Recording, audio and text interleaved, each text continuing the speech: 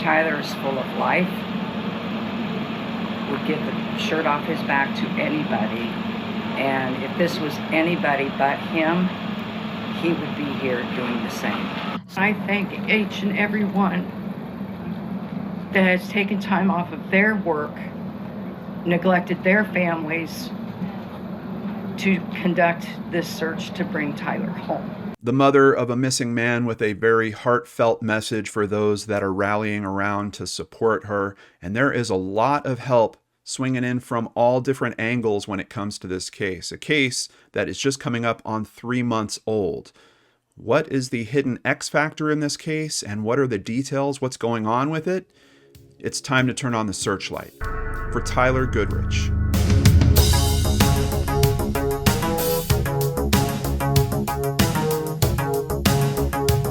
Welcome back to Brain Scratch Searchlight. I'm John Lorden. Thank you so much for caring about these cases like I do.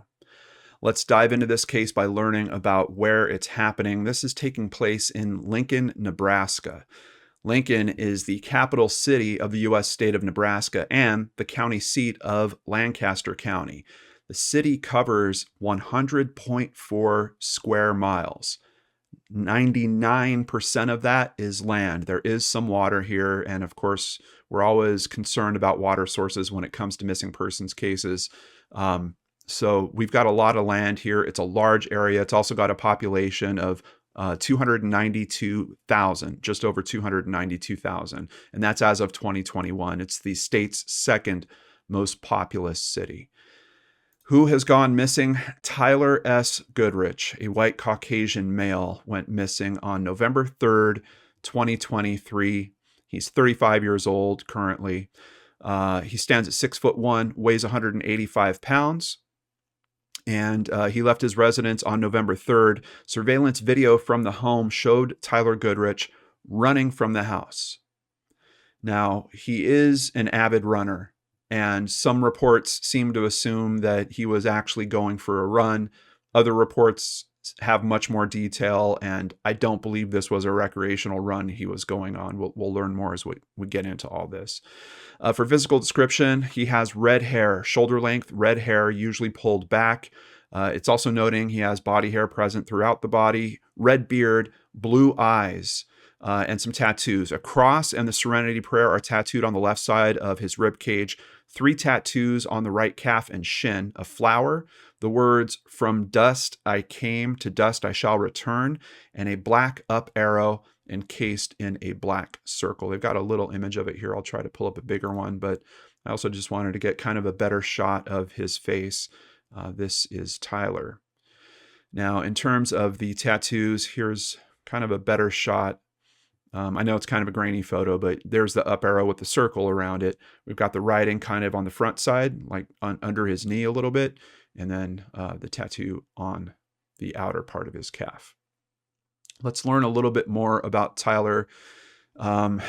He did serve in the military, National Guard, so he is a veteran, also currently working at the Department of Corrections. And based on some of the interviews that I'm seeing, has a lot of very long time friends, like people from his childhood that are still friends with him through this day. And I think it just speaks to his character. This is someone that is cared about a lot, and obviously someone that also takes care of those relationships and friendships to hold on to them for his life like this. Now, there is also a clothing description. He was wearing gray shorts, a gray partial zip-up running sweatshirt, and running shoes. They did note he also has a Garmin watch. Now, for anyone that's a runner, a Garmin is basically a wearable GPS. It's something that runners use to track their distance and their speed while they're out running. I was curious about it if it could work in reverse, if it could basically be used to track someone's location. And I found this at the Garmin support website. The design of the GPS satellites do not allow Garmin devices to communicate current location in any way directly. To share location, some other form of communication must be used. Most wearable devices feature the live track function when paired to a compatible smartphone. So there is a function where if you wanted to, with certain watches, you could say, I want to send my location, and then other people could see where you're running. And I know we started this video saying, well, he is an avid runner, type of person that takes on marathons, but this was not a recreational run. Why was he wearing his Garmin GPS? I'm a runner. I know a lot of runners, and some of them just wear their Garmin GPS the whole time. Some of these Garmins are now effectively like smartwatches in a way. They track other health statistics, but you have to have them on for them to be able to do that. So not abnormal that he would be wearing his Garmin if there was something else going on, which we're going to find out as we get into the details. There is something else going on in this story. Let's start getting into the basics of this disappearance, starting over at 8 ABC. Family, friends, and deputies search for Lancaster County man. Chief Deputy Ben Houchin said that 35-year-old Tyler Goodrich was last seen around 7:45 p.m., that would be on November 3rd, which was a Friday night, at his home near Southwest 12th and Burnham Streets. Around that time, deputies were sent to the home on a report of a disturbance. By the time they arrived, Goodrich had left the house. Deputies spoke with Goodrich's husband, Marshall Vogel, then left the home since there was no evidence of a crime. But the next morning, Vogel called the sheriff's office to report that Goodrich still hadn't come home and was missing. So we look into enough cases and we know a bit about domestic situations that can happen like this around people going missing. And in some of those cases, the outcome does come back to be the domestic partner. It's hard not to think about that with a case that has this. Last person to be seen was his husband that saw him. And there was some type of dispute that was happening between the two of them to the point that one of them called 911. Now, I can tell you, just jumping ahead a little bit, it was Tyler's husband that actually made the call to 911. What I'm curious about is I'm always focused on intent. What was Tyler's intent in terms of him running? Like I said, I don't think we're talking about him saying, hey, I'm going to go out for a jog right now since you just called 911. So was he trying to flee the scene? Was he worried about the police showing up? Was there something about that? Or was he just trying to escape the conversation? Did he just have enough of whatever argument was happening that he was trying to get away? Was there something else happening? Was it starting to turn into a type of physical domestic situation, something like that? There's some other component to this that I can tell you guys we're not going to be able to get from the news coverage on this case, but there is some other component, I believe, in terms of his intent for why he ran. Like I said, we're not going to have a strong understanding, but I just want to leave that as a big question mark right at the top of this, because we're going to see there's a little push and pull. There's certainly a big social media effect that happens with this case where people are hearing the basics of this case and they want to say, that husband, Marshall, got to be involved. Like, look, he's the last person to see him. There's some type of dispute that's going on. 911's been called, but the cops show up and they can't find Tyler anywhere. And then we've got this gap of time until the next morning when Marshall actually calls them again and says that he is missing. Yes, I get it. I get that there's a lot to be suspicious about here. And in terms of trying to be fair to the story, I'm gonna kind of let those suspicions roll because we don't know the outcome. We still don't know. Tyler is obviously still missing at this point. And there's a little bit of a roller coaster ride that does happen around Marshall's involvement with this case. So let's go ahead and learn more. Friends and family have been searching the trails nearby where Goodrich would usually run. Rachel Barth, who's known Goodrich since they were in kindergarten, says it's become a community effort. So I just have to tell you guys, when I started looking into this case, I was blown away by the amount of coverage. It seems like every local newscast was reporting on this case multiple times, and in some cases, multiple times a day. Like, the level of coverage on this case far exceeds anything that I've seen before. And the final piece of that puzzle didn't fall together for me until I listened to an episode of the 902 podcast, which is Lancaster Sheriff's Office. It's their podcast, essentially, which I love that we have law enforcement starting to do that. And this is such a good format. It really helps build bridges between communities and law enforcement. And you know what? It's nice hearing law enforcement officers that are speaking like, like they sound like regular people. There's not an authoritative tone. They're not yelling at you to do something. Like it's just such a good practice. So I'm glad that they did this. But in this particular case, they had Rachel on there, and Rachel used to work as a public information officer, and I think her current job has some aspect of that as well. So basically, Rachel knew that she had to get the message out as quickly as possible about what was going on with her missing friend, and she kind of used some of her networks in terms of that type of work to fire all this up. Now, as we're going through these cases, I'm trying to highlight things that are helpful to other people in these situations as well. We always have a link in the description box down below for the tips that I've put together in case you or someone you love is ever in this situation. So please keep that handy, or just keep that in mind, that tip, that link is always down there. I've always spoken about the importance of taking one member of that team and making them kind of the quarterback for the media contact. And Rachel basically steps into that, but she also has expertise with that. And that's why this coverage, I've never seen, I just haven't. I haven't seen another case that has this much coverage within the first 2 weeks, practically a story a day for the first 2 weeks on some local news source there. So my hat's off to Rachel, but we can also learn from that situation. And, that's not the type of duty that the mother of a missing person is going to be able to handle, or the father, or sometimes the siblings. They're just too close to it, or sometimes they're handling other aspects. They've got other efforts that are going on. So to have someone close to the family in this way that can kind of take that and run with it, like this case is the perfect example of that working right. And once again, my hat's off to Rachel for that. Here she is describing Tyler to us. He's just like the greatest person. I can't imagine what his kids are feeling right now, because I know how I feel as a friend. I just think, like, what if that was your brother? What would you do? So yes, Tyler, also a father of 2. We're going to get those details also. Tyler's father, Lonnie Goodrich, says that he can't thank everyone enough for all the support in the search. Tyler's very well liked. He's a wonderful human being. There isn't anybody that isn't of that same mind when they talk about Tyler. We need to bring Tyler home.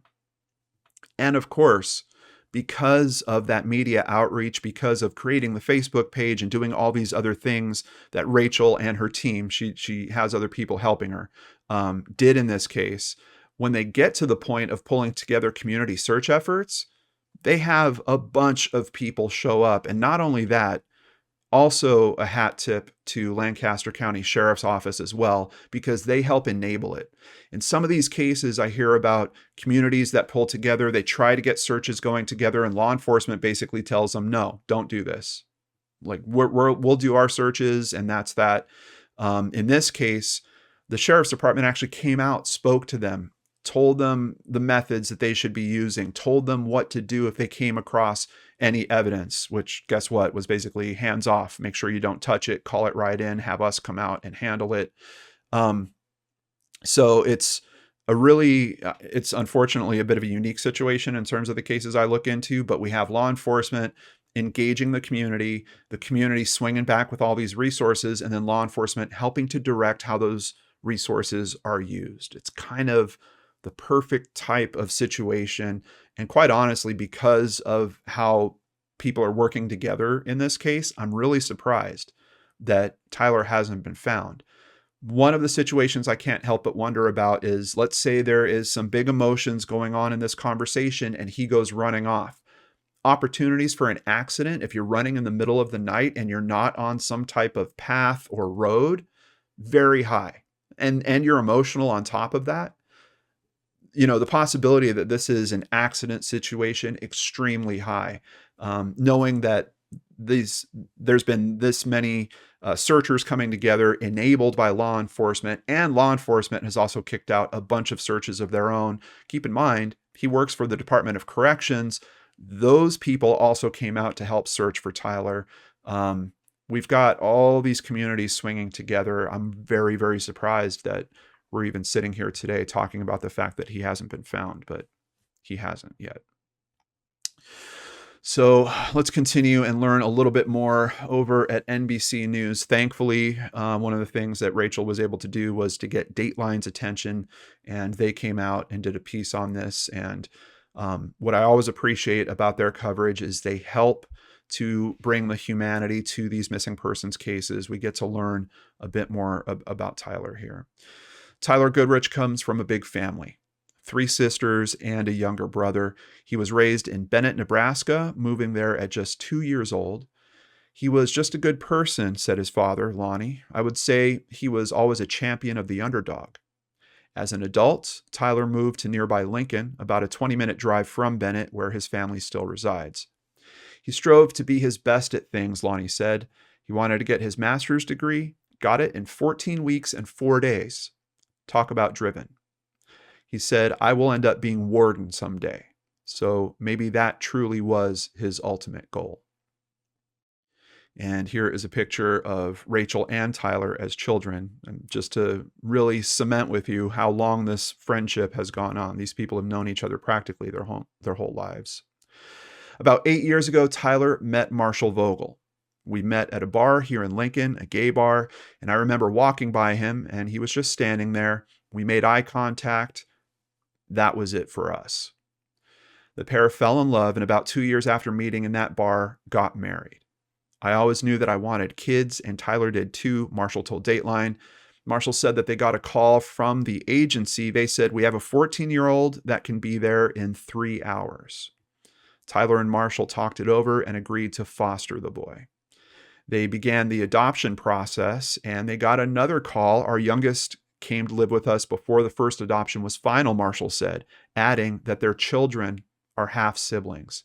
Just to give you some insight, and this is why it's so important in these cases, as to the type of couple that we're talking about here. 2 men that fell in love and wanted to share that love in a significant way with children of their own, adopting a 14-year-old, which I can't imagine what his life must have been before finding this home. And I can't imagine what he's going through now in the wake of one of his fathers going missing and all the social media buzz that has happened around his other father. But there's also a younger boy that's part of this as well, who is the 14-year-old's half-brother. If we weren't talking about one of these people being missing, this is just the sweetest story that I would love to be sharing with you guys anyway. But unfortunately, we do have Tyler missing. Adopting those 2 boys, he loves those boys, said Tyler's father, Lonnie. After spending the day at work in Omaha, Tyler went to Costco to pick up pizza. He was just picking up dinner for the family. Marshall told Dateline that he and Tyler were discussing their relationship that night. Things were tough. Maybe our marriage wasn't supposed to be forever, he said. So now we're getting a little bit of insight into the level of discussion. We're talking probably a very difficult, hard discussion that's going on this night. Marshall and Tyler's eldest son was at work that night, so it ended up just being the couple and their youngest son. Marshall said he and Tyler wound up getting into an argument. I ended up calling 911, he said. When I was on the phone with 911, Tyler left out of the garage. He hasn't been seen since. There's, of course, the curiosity of what's going on in terms of this conversation, what's going on with this argument. That's the level of detail that we're going to get. I have listened to every interview I can find on this case, law enforcement talking about it all over the place, the full podcast, which I will have a link to down below, the 902 podcast. It's episode 39, just in case you can't find the link down there.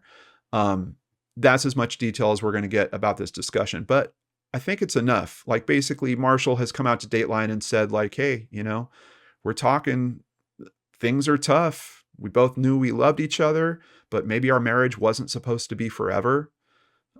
So extremely high emotions going on around this conversation. Now, thankfully, we also do get some of the investigative steps noted here. Investigator Schwartz told Dateline that they have a recording that Marshall had taken of the argument that night. So law enforcement, very aware of this argument. They have a recording of it so they can actually hear this argument for themselves. Also, the way they describe it on the podcast is basically they can verify the recording of that argument and that the recording stops as Marshall uses his phone to go ahead and call 911. And then, of course, they've got the timestamp for when the 911 call happens. So the way these pieces are fitting together, it's looking like Marshall is absolutely telling the truth here. He's recorded an argument that has happened between him and Tyler. When that argument stops recording, he's on the phone to 911. Of course, you have police respond after that. They're at the scene and they can't find Tyler. Of course, that audio has not been publicly released, so we don't know any more details outside of that. But it says it's an audio recording of an argument. This is Investigator Schwartz. I would more describe it as a conversation between Tyler and Marshall, which is interesting because he's saying that he would describe it as more of a conversation, not necessarily an argument. So it just makes you wonder what was the prompt for calling 911 if things were kind of maybe not necessarily escalating in some way. I don't know. I'm curious by his statement there. He also did check into Tyler's movements from earlier that day. We know that supposedly he stopped at Costco. He went to Costco. He checked the video surveillance. He saw Tyler on it. That occurred around 5:30 p.m. So we've got this timeline once again snapping together from another independent source. Also noted that Tyler didn't seem to be in any distress. He was dressed well. He didn't look disheveled or unkempt. He was just a dad picking up pizza and going home. He immediately went home, and that pizza was shared with his family. So the pieces that we're hearing that we're relying on Marshall for are, first of all, not only Marshall. We've got these kind of outside things that we can piece together to make that timeline start working. And the one big thing we have from Marshall is basically, yeah, we were having this tough argument. Here's a recording of it. And then he went running off and I didn't see him again. Now, of course, there is a question of, is that the end of the night? Sure, the police come out, they look around, they don't find him, they leave the scene. Does something happen after that? And that's still a question to this day. Of course, we have law enforcement very concerned, but one of the other things is Tyler actually left with his phone, but then quickly the phone gets disabled or is shut off. Over at 1011now.com. The reason we're so concerned is because he has gone off the grid, said Chief Deputy Benjamin Huchin. We do not have any information. His phone is not on, and we do know that he has not had any financials. I believe he means financial transactions. And I've heard other interviews. They're very clear that they're basically watching his cards. They've asked Marshall, what credit cards does he have so they can monitor all that stuff. And they don't know. They also do come back and they search the house that weekend. Keep in mind, he goes running off on November 3rd, Friday night. Marshall phones it in the next morning. I believe law enforcement actually comes and checks the property twice over the course of that weekend. And that Sunday, Tyler was also supposed to be doing a race. People close to Goodrich said that his phone last pinged near Southwest 10th and West Van Dorn Streets. So now we kind of get some social information about a ping happening in a location that's not really too close. I mean, it's not super far, but we're talking 3 miles away from his home location. And that's another thing I was kind of surprised by. Some of the descriptions that I heard about their home make it sound almost like it's not a farm, but like, maybe a good sized piece of property. There's maybe a couple of different buildings on there, like a separated barn or some other type of separated garage, something of that nature. And if we do look around where the home is, that's over on this West Burnham Street mark. There is a lot of open land. And based on the descriptions that I'm hearing, this land is tough. We're talking thorns and thickets and just very hard to move through. And we've got lots of big parcels of it, particularly when you start looking to the west and to the south a bit. Heading to the north, you start really, there's a couple sections of land, but then you get into these very thick neighborhoods, tons of businesses. And this last ping situation they're talking about, this is right in the middle of neighborhoods. Now, between these two pieces is Wilderness Park, and this has been a big focus in terms of searches. I believe there's trails through here, and this is somewhere that he liked to run. So this has been a very big focus. And you can see this this run of Wilderness Park just keeps continuing and continuing. Like, it goes really, really far south. So a lot to look at there. And I would hate to think that he would run. That's part of why I'm so caught up on the intent. Like, where's he trying to run to? I mean, is he really going to decide, hey, I want to go hit that trail right now? We've just had this super tough conversation. It's dark outside, but I'm going to go hit that trail. I don't know. And knowing this is a man, a veteran, I don't know. But we do have high emotions, and, you know, people can make some strange decisions when emotions are running high like that. So social information says there's some type of ping that happens around this area. However, other information points somewhere else. Concerns were raised after Goodrich, who was last seen in Lincoln in the vicinity of West Van Dorn and Highway 77 near the running trail. So Sportskeeda giving us a different location somewhere around here. And they might be basing that on some of the early search efforts, because I think it was pretty soon that people were thinking Wilderness Park and starting to look around there. And I mean, that's the perfect description for, you know, where Wilderness Park is. I don't know why you wouldn't just say Wilderness Park. I can't find anything to really back this sighting. I've seen a few references to this sighting, including some friends on Facebook and stuff like that. But 77 Van Dorn, sure. I mean, it's along the way. If he would be running on roads, I don't think he would be, especially if he's familiar with these trails or these systems to even kind of cut across the park. It looks like there's some roads that kind of cut through it as well. He wouldn't need to do that necessarily, run up on a main street like that. But Tyler Goodrich was slated to run at the Good Habsy Marathon on Sunday before he disappeared. I did verify that he was scheduled to run that event. And of course, they do not have any time for him. He didn't make it there. Now, thankfully, Deputy Chief Houchin kind of heard the rumblings in terms of social media and this last sighting, and he made some clarifications on that and some of the other things going on with the case. Let's listen to some clips here of him. I also want to clarify the location at Southwest 13th and West Van Dorn was not a phone ping. It was a post on Snapchat. The last we know at the sheriff's office was Tyler's phone was active at 7:41 p.m. on the 3rd at his residence. I'm not a Snapchat user, but I did look into it a little bit, and apparently you can share location on Snapchat, but I don't even know if he's talking about a shared location. I don't know if he's talking about a photo. Like, there's a bunch of different interpretations that could be happening around this, but what he is being clear about is it's not a GPS based, it's not a cell phone GPS signal. It's something in terms of Snapchat. Now, I don't know if he's trying to make that clarification because at this point they're thinking that that information might be incorrect in some way or might have been, I don't know, played with, faked in some manner. I'm not sure. But he's just trying to be very clear that, hey, look, the last point of contact they actually have for his cell phone is at the home, 7:41, which is right around the time that 911 call happens and they send their dispatch out. So that's the last trace of his phone. These other things that we're hearing are coming with some very big question marks. And unfortunately, we just don't have enough detail to try to drive into that and say, oh, well, it's a photo of that intersection, but maybe it was taken at a different time. Maybe he just posted at that night, or maybe something else is going on around that Snapchat usage. I don't know. But the deputy chief has some other points to talk about here.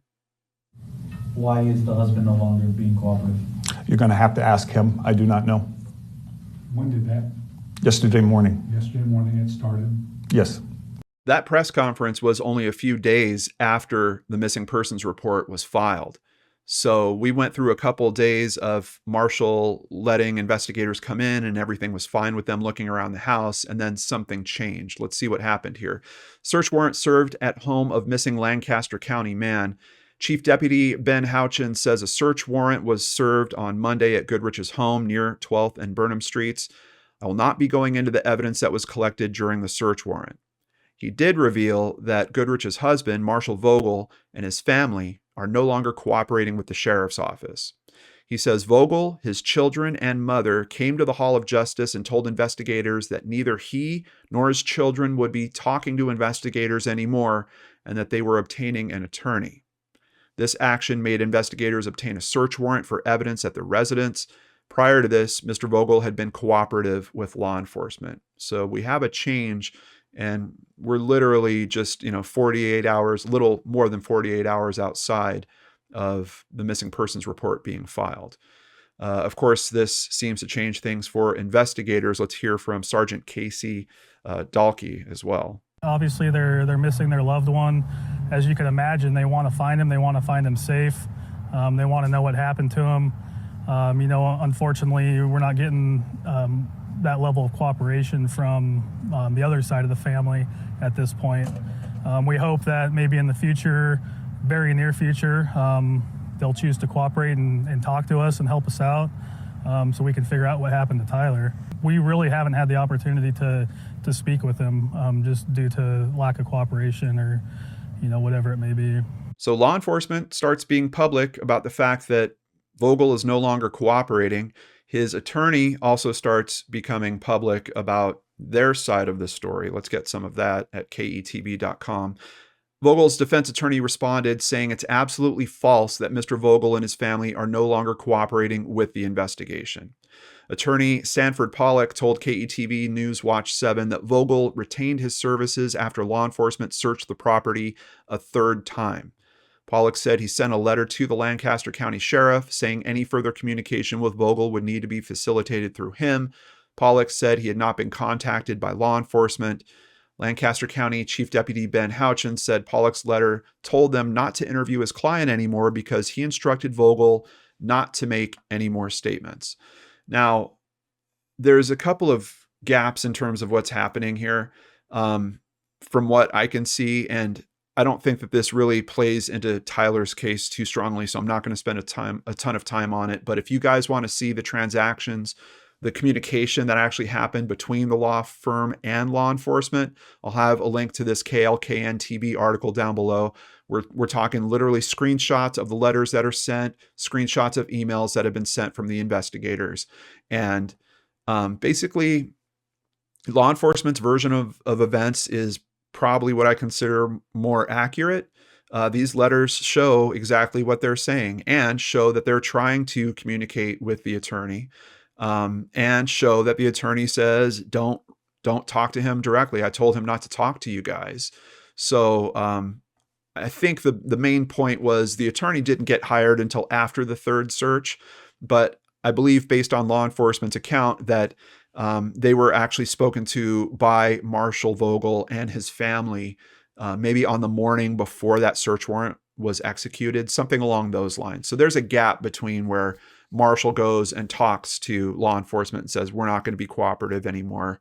And then he gets his attorney and the attorney starts his actions. So that's kind of it. So it's, it seems like a little back and forth that's going on in the media between these two parties, but ultimately I don't think it's super important to the case as we'll come to find out. Lancaster County Sheriff's officials are stressing that Goodrich's husband, Marshall Vogel, is not a suspect in the case. Mr. Vogel was the last person who saw Tyler prior to him being missing, said Chief Deputy Ben Houchin.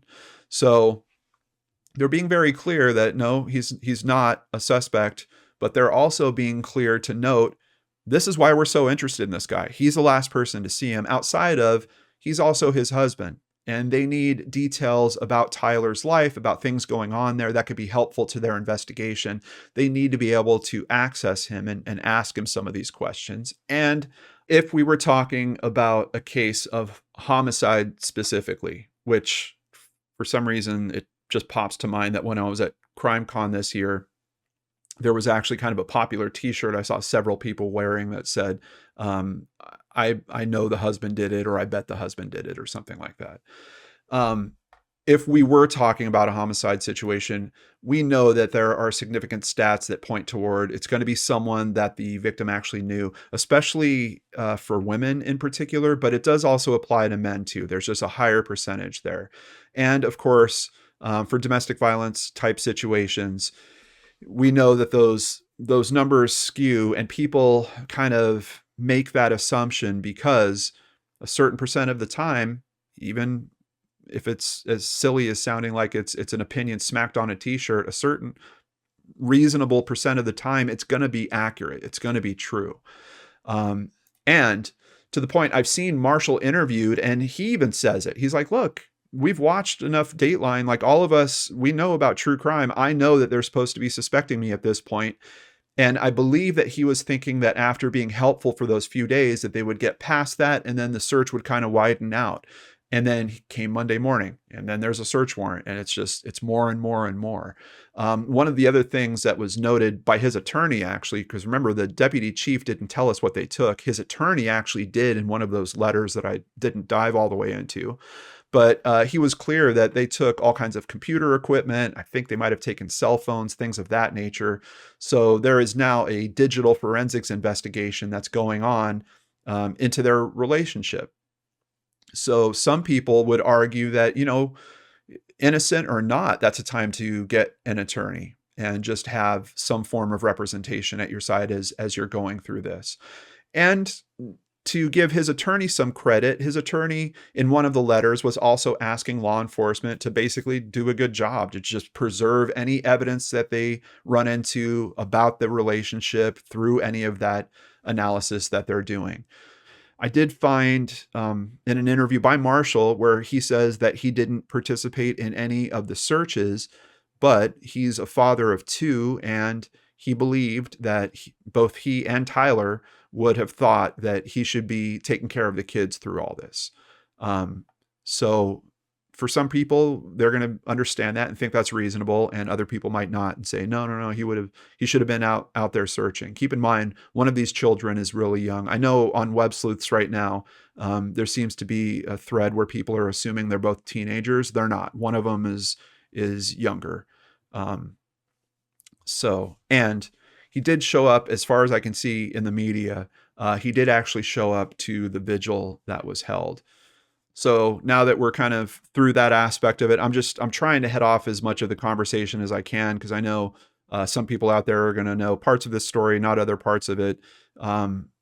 Let's get the focus back on what's important. What's going on with these search efforts to find Tyler? And thankfully, those search efforts are pretty big. It's been an all-out search for Goodrich.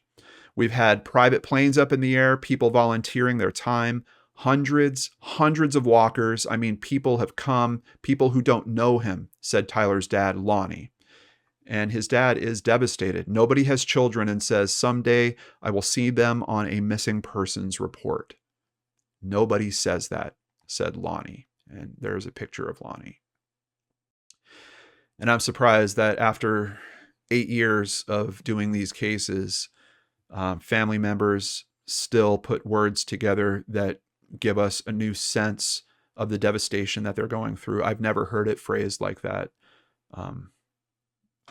Just feel terrible for this family. And knowing there's so many people affected by this.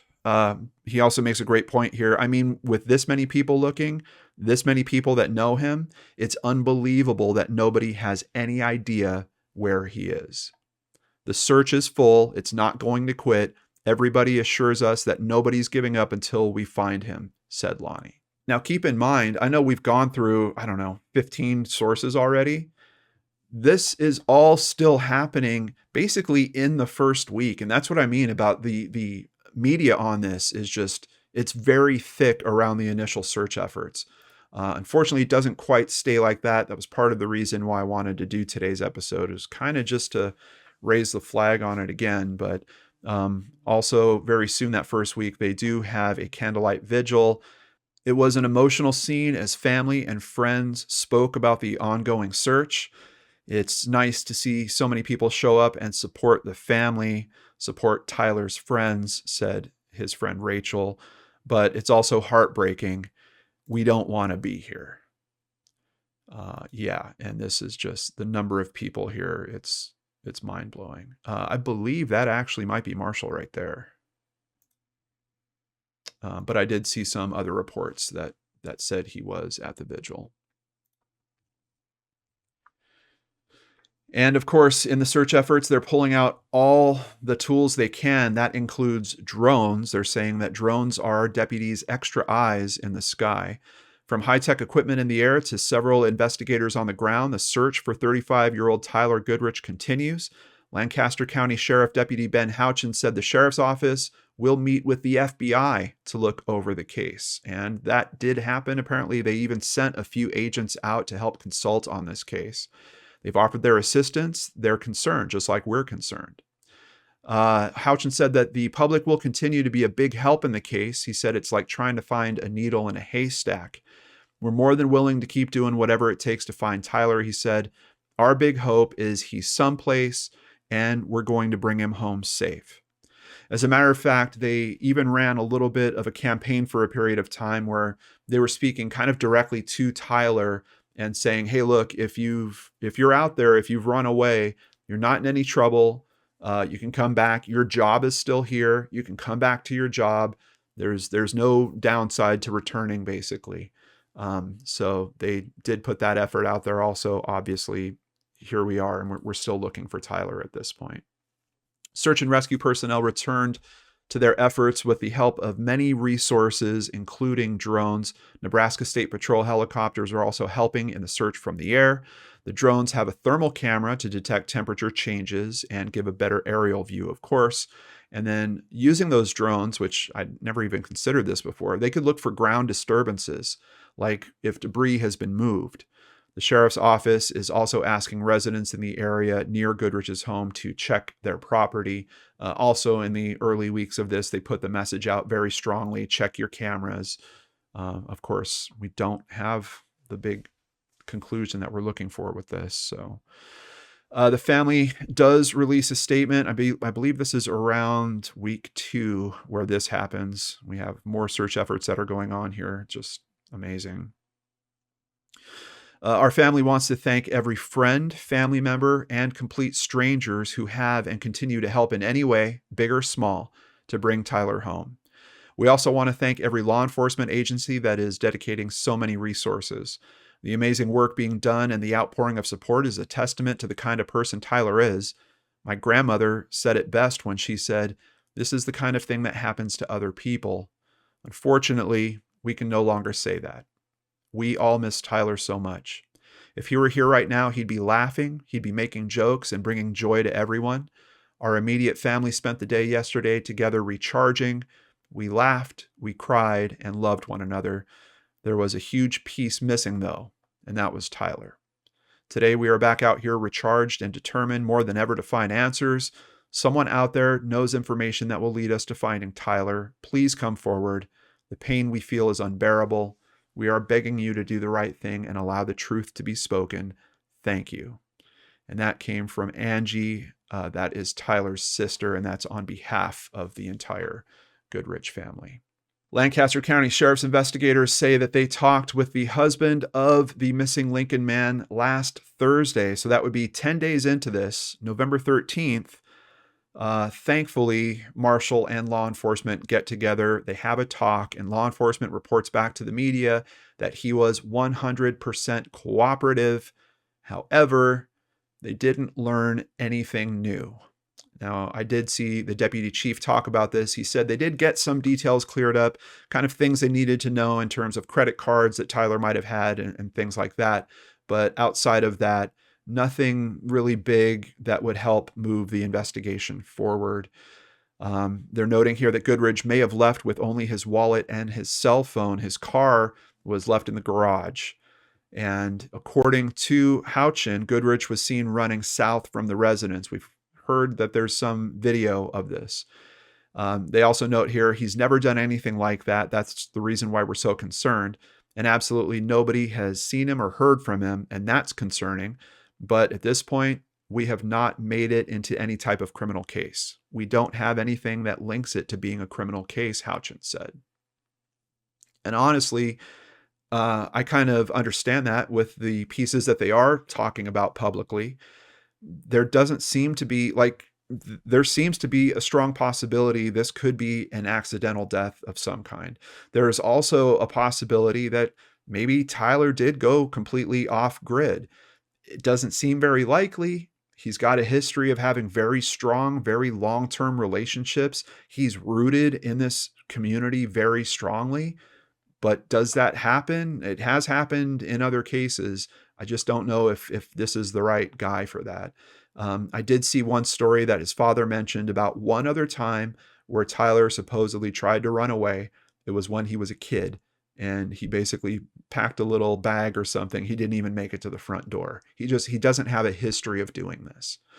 So it does leave us with few options, but quite honestly, the thing I'm concerned about is hearing this explanation that he went running off in the dark. Because I can tell you, as I've been a runner for over a decade, I could probably count the number of times that I went running in the dark on one hand. It's just not something that I'm super comfortable with. I need to be able to see when I'm out there running. I did a run in particular. It was a run around Area 51. It was a half marathon also. And that was at night. That was in the middle of the night. And it was probably one of the worst runs I ever had. It's not a good way to run. You don't get to see anything. I literally was watching a white spot on the ground in front of me as the tips of my feet were bouncing in and out of it because I was wearing a headlamp just so I wouldn't trip over something. And that was all I could see for the entire run. Outside of that, I don't believe he's out there for a recreational run on during this occurrence. He's emotional too. And that just adds to the risk, I think, of some type of accident. I do want to note that I know in terms of social media, there's still a lot of people that are waiting for the shoe to drop in terms of some level of involvement on Marshall's part. There seems to be some stuff on Facebook with people kind of talking back and forth about different messages that maybe Marshall's putting out and some things along those along those grounds. I can't speak to that. There's just not enough here to feel strongly about that. And for me, where I get caught up is we hear that there's footage. There's some type of camera that's at this house.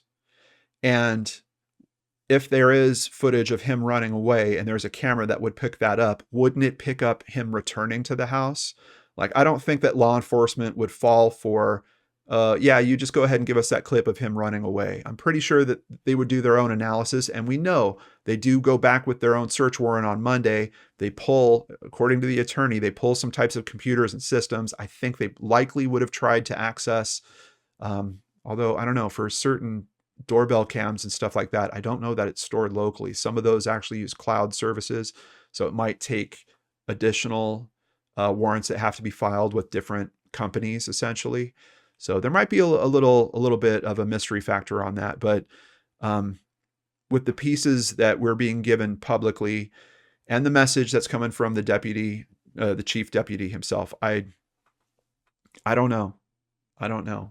It's one of the, you can't rule it out because we don't know where Tyler is. But there's not a lot of pieces that are pointing strongly to it. I mean, to think of if this was some type of violence that escalated, that happened during a domestic violence situation, and then he's going to call 911 and get the cops right out there, like that makes no sense. Something happening later that night, is that still a possibility? Maybe. None of it was accusatory towards him or anything like that. Nothing has shown that we have found in this investigation that shows Marshall had done anything to Tyler. And again, did you explain why he didn't want to cooperate with you in the first place? I believe probably being accused on social media probably scared him a little bit. That's my personal belief, that he got, everybody thinking he had something to do with it. We've never said he had anything to do with it, to him or anybody. So Houchin being very clear there about their point of view, and even giving some additional insight into why he thinks that they ran into the friction that they did. And they're looking in our direction. They're looking towards social media. And does that make sense in this case? I think it makes some sense in this case. Now, they take the next step. And I think this is an effort to, once again, maybe raise exposure around this case. Maybe it's to try to help in terms of some of those eyes that are all squarely fixed on Marshall's direction. They do release the video of him running off. This is a blink camera, And unfortunately, where the video starts, he's not as close to the light source as I would hope. The video starts with him basically almost like halfway through this shot. And I don't know if that is intentional. I don't know if there's details that they're trying to keep out, so they edited it this way. I don't think so. I think what might be more likely is that this is set to some type of motion capture for when the recording kicks on. And once it started detecting that motion over on that first side, it didn't actually, like the recording didn't start until he was in the middle. I think. I'm not 100% sure on that. It really depends. Different cameras and different systems work in different ways. Some of them record all the time. So I don't know if that's what we're dealing with here. Kind of, if just because of where this clip is, I believe it seems like a motion sensor to me. But something else we can see in this is there is something big and bright that he's carrying as he's running there. And it's very possible it's a phone. If it's a phone, it's certainly on. I mean, that is a big bright light that is bouncing back, and you can see it's in his arm because it's swinging on the other side of his body as he's running. So why does that stop transmitting? If he has it with him, where does that get turned off? How does that happen? We've got another clip here that a news agency has done. They've kind of zoomed in a little bit, so I just want to take another look and see if, yeah, pretty clear. That is a big bright light source. It's also in his right hand. I don't know if he's right-handed or not, but if it is his phone, it's on and the light is facing him. He's not using it as a flashlight. Yeah. I don't know. I was hoping that this would give us some better idea about his intent, but quite honestly, I watch the footage and I get more confused. We're continuing to conduct interviews and searches and reviewing digital evidence, said Chief Deputy Brian Houchin. The security camera overlooks a driveway on the west side of the home, according to the sheriff's office. So that's why they know he goes running off to the south. Interesting point about that is, if you remember the map review we did, to the south is where there's just a lot more like parcels. There's just big parcels of land there. And like I mentioned, some of this stuff is pretty thick. Like, look at this square here. I mean, that is pretty thick terrain happening there. Some of them are loaded up with trees. Other of them seem like they're wide open. Once again, for the intent, why is he running off in this direction? I do not know. I don't know. Can't imagine what would happen. Like, I mean, is he afraid of the police showing up and he's trying to hide? Like, he's going to go run off to the back of the property?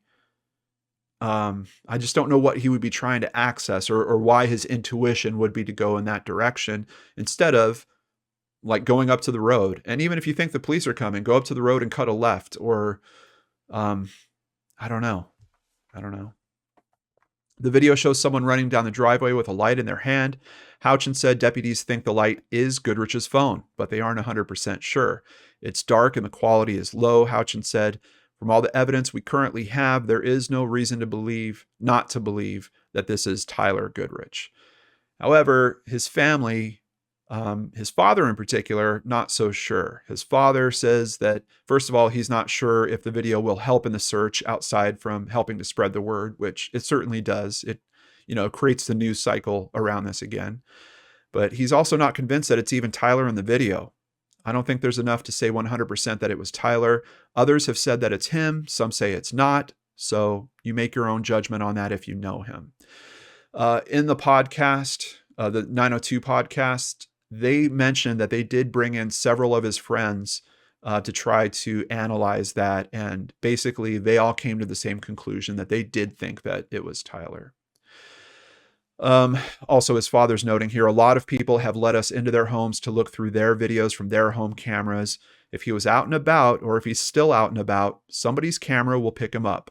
Somebody will catch him on a cell phone. His father's still hoping for the breakthrough there.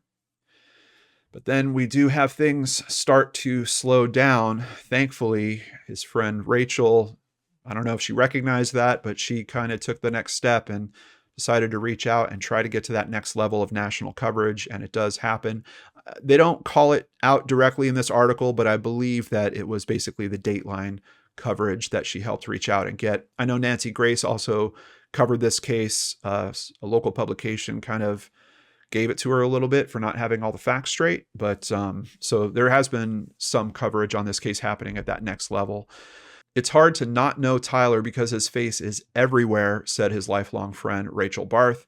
Yard signs, billboards, and posters and drive-thrus and local businesses are all asking for help finding a loved one. And now a national true crime program came to town to interview Goodrich's father and Rachel. Somebody out there knows something, and we just need that one little clue to break this case open, she said. In Lincoln, the searches have unfortunately dwindled. We just don't know where to look, she said. I feel like we've looked in a lot of the obvious places, and people are just not sure how to help. I think frustration is starting to settle in, not only for local authorities, but for family and friends.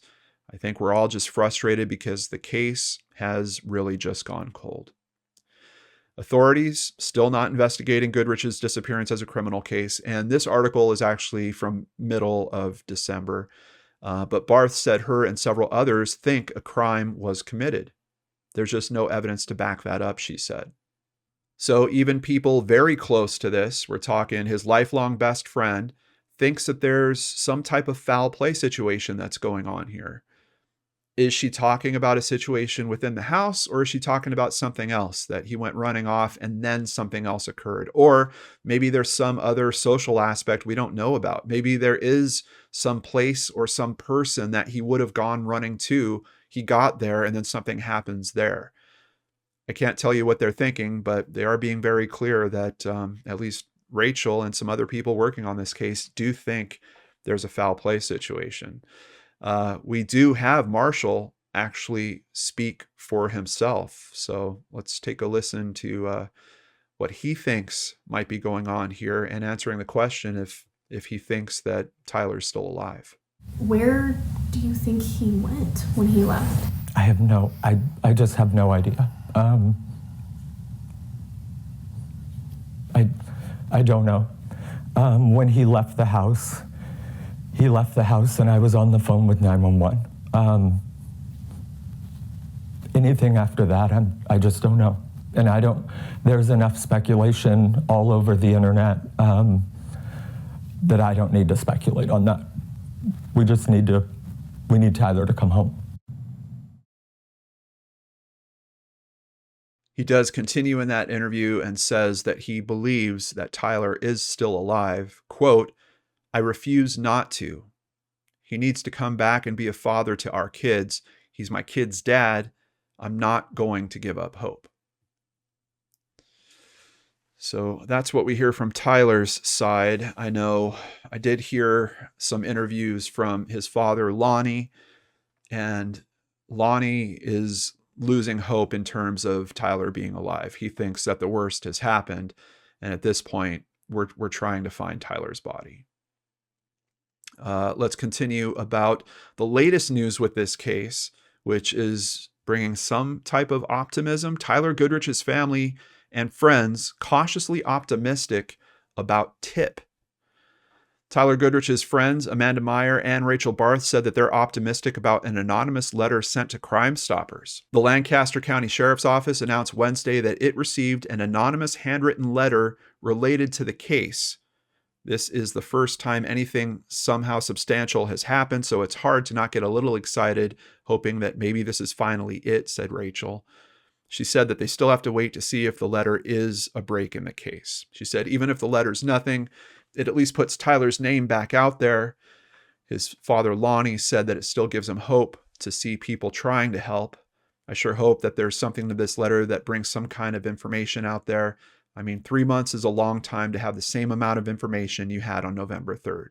It's what we exist on, is people reaching out still and people doing things and people calling in tips.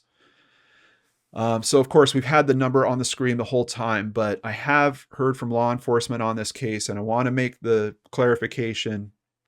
Please do not call with thoughts on the case, theories on the case. That's not what we're doing here. That's not why we're showing you this phone number. We're trying to reach the person that has the information that needs to be called in. Now, there is a level of information where you might not be sure if it's important, or you might think that it's already been called in. But if it's your firsthand information, if it's something that you specifically know, it's probably worth giving it a shot. Law enforcement has been open about that. Like, there's this level of detail that sometimes people think, they probably already know about this. They want to hear that again. So that's why the number is on the screen. But again, please just use discretion. Make sure that it is a piece of information that would be helpful. Unfortunately, thoughts and theories, that's what the comments are for down below. That's not going to be helpful when it comes to that particular line. And they have to field all these tips. They've had many tips on this case. That's part of the side effect of a case that gets this kind of really good, much needed coverage in the beginning. And then that national level of exposure, all of a sudden they start getting tips from all kinds of different states and things like that. It raises everything. And law enforcement isn't saying don't call us. They're being very open to it. But let's just make sure that it's good, solid information, especially if it's coming from a brain scratcher. I would truly appreciate that. Let's continue here with some more comments from his father. I really thought by now there'd be some things that were easier, but every day is harder. Every day is harder. We need to bring this to a close. Now, they are going to continue to hold events in the near future. As a matter of fact, one of the most recent posts at the Facebook page that Rachel put together is someone asking about, hey, the weather's getting good. Isn't it time to get some searches going again? And they're saying, we will be doing that again here soon. So more searches coming up. If you would like to be a part of that or just show your support, please come to the Let's Find Tyler Goodrich Facebook group. I'll have a link to it in the description box down below. This is the official group. This is the group managed by his friends and some of his family is moderators on it as well. It's not a group to come and theorize on. It's a group to come show your support. So please do that, even if it's just by following and just letting them know, hey, there's another person out here that cares. It's amazing. This group is over 20,000 members already. So if you want to show some support, please do that to this group. Please let this group of friends and family know that Tyler is thought of and that we've got other people out here that want to see a conclusion for them, for him. Of course, we want to see Tyler come back to his children, to his husband. Things can be worked out. We hope that's the type of situation we're looking at, but honestly, we don't know. Also in the description box down below, the 902 podcast. If you'd like to hear from several of these people directly, please check this out. Also, please just consider giving this thing a listen just to show support for this level of information. It is very important. This is part of the bridge that needs to happen between law enforcement and the public. So we need to show our support to efforts like this. And a big thank you to the 902 podcast for being so amazing in this way. Of course, there's conversations going on at line over at Web Sleuths and also at Reddit. I'll have links to those down below, or you can continue the conversation right here. Let us know your thoughts in the comments down below. As always, I ask that we please remain respectful. I know there's going to be some people that are looking in a particular direction. It's fine to talk about that respectfully. We just don't want things. Family's going to see this. There's no doubt in my mind. So just keep that in mind. It could be Tyler's dad that's reading your comment. So let's please try to be respectful with all this, or his children. Remember to please share this video, especially in Nebraska. We're trying to keep that exposure raised. And of course, hoping and praying for the best possible outcome for Tyler and his family. A big thank you to everyone that supports us here at the LordanArts channel. You might have noticed we don't jam these presentations with commercials. There's one at the beginning, one at the end, and that's it. We can only do that because of our amazing supporters. A big thank you to Tabitha Tyndall, Ann Peters, and Brandy Fry. If If you'd like to support the channel, please visit LordanArts.com. There you can sign up for Patreon, you can sign up for PayPal, buy merchandise, or even buy us a coffee like Dave Heggie recently did. We appreciate everyone that helps us keep this channel ad limited so that you can stay focused on the cases and we could stay focused on helping these families in these tough situations. Everyone, have a nice weekend. Thank you so much for your time, and please join us again here next week on the LordanArts channel.